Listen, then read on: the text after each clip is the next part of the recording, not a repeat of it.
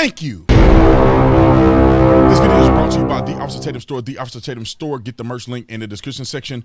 Make sure you put in discount code TatumIG. Get 20% off the entire store.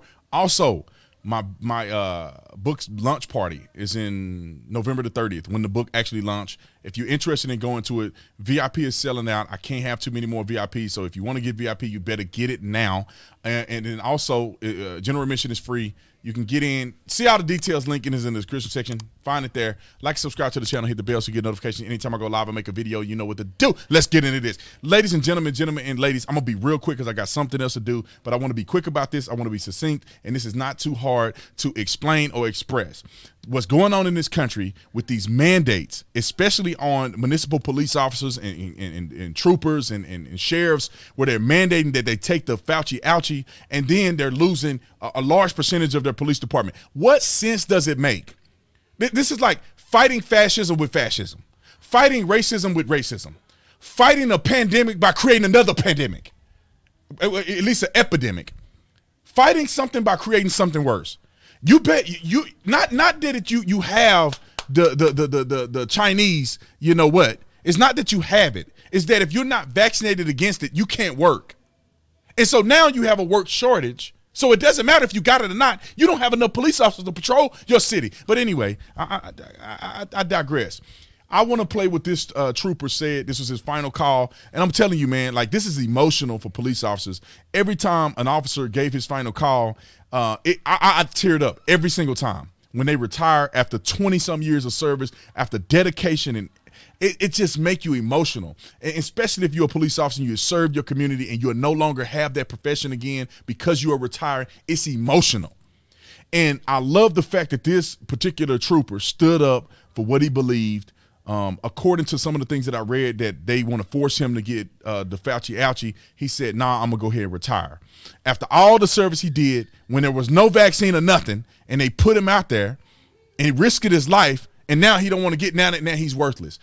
But I'm going to let you listen to what he had to say. I thought it was amazing. Make sure you listen to the end, because the last thing he said was the most powerful thing he could have said. Without further ado, roll the film. Final sign-off after 22 years of serving the citizens of the state of Washington, being asked to leave because I am dirty.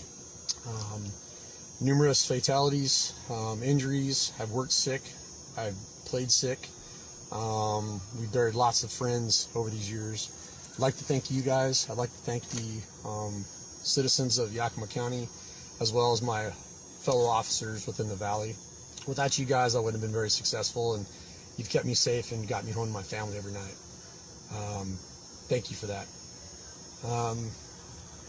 Wish I could say more, but this is it. So, State 1034, this is the last time you'll hear me in a state patrol car. And Jay Inslee can kiss my ass.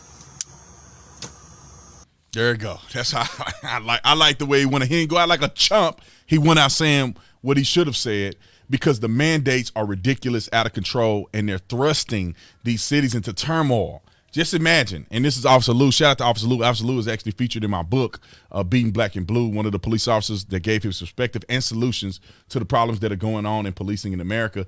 But, you know, this is, according to what he said, 40% of officers over COVID-19 vaccine mandates. So Seattle could lose over 40% of their officers. Now, let me just put this in perspective real quick, because I got somewhere to be in 8 minutes.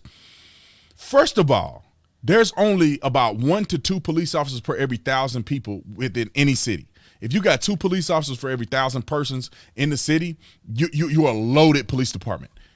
Police officers, and you guys don't know this, maybe if you had to call 911, police officers take forever to show up to some of these calls. Why? Because they're inundated with calls for service, with homeless, with perpetual criminals that they let out of jail every time. So they got this big cycle that's drafting in your police officers that when you really need them, it takes them a while to get there. Only if you're about to die can they go code 3 and get to you within minutes. Only when you're about to die. Everything else, you're going to wait forever. That's with a reasonably filled police department. Just based on the criminal rate, the crime rate, and things that go on in these major cities, they already are stressed. 40% of the police department they can lose. 40%? Do you understand what that's going to do to the cities? Do you understand what the crime rate is? Do you understand how much you are a sitting target and a victim? You are a victim waiting to happen. Criminals are opportunistic. A lot of these people aren't just doing it just because they're opportunistic. They see an opportunity to take advantage of it. You could go out right now. I dare you. Drive outside, unless you live dead in the middle of the hood. Drive outside and tell me how long it take you to see a police patrol car. And then when you see one, how many times do you see 2 or 3? Yeah. Imagine 40% less than that. You're liable to be going around and never see a police car. Help is not coming to you. And then these legislators in some of these cities, they make it impossible for you to own your own firearm and do your own self-defense. Some of them don't have stand your ground laws. Somebody can break in your house, you still can't shoot them. What is the benefit of, you got a whole patrol, you got a whole fleet of officers who are completely vaccinated. That don't mean that they can't still catch it. That don't mean that they can't still give it. That don't mean that they can't still die from it. So what's the point if you're not ensuring that they don't have it just because they're vaccinated? And what's the point of having a fully functioning vaccinated police department that's incapable of supporting the city?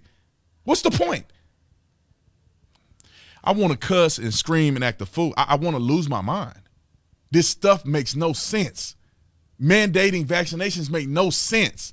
Encouraging vaccinations makes sense, but mandating it, risking losing half of your police department, you gotta be the stupidest people. Who is orchestrating this? You got little kids running around with masks on, running at PE with masks on. Who is stupid enough to believe this makes any sense? Now, I digress. I got somewhere to be. I told y'all I got to go on the show. I love you guys. Great video. Support this police officer. If I can find out who he is, I hope he have a GoFundMe and somebody. I'd love to support him. Like and subscribe to the channel. The links are in that one link that you see down there. The store, the lunch party, all of that stuff, you can find it right in the link, in my Linktree link. I love you guys. I appreciate y'all. See you on the next one. I'm out.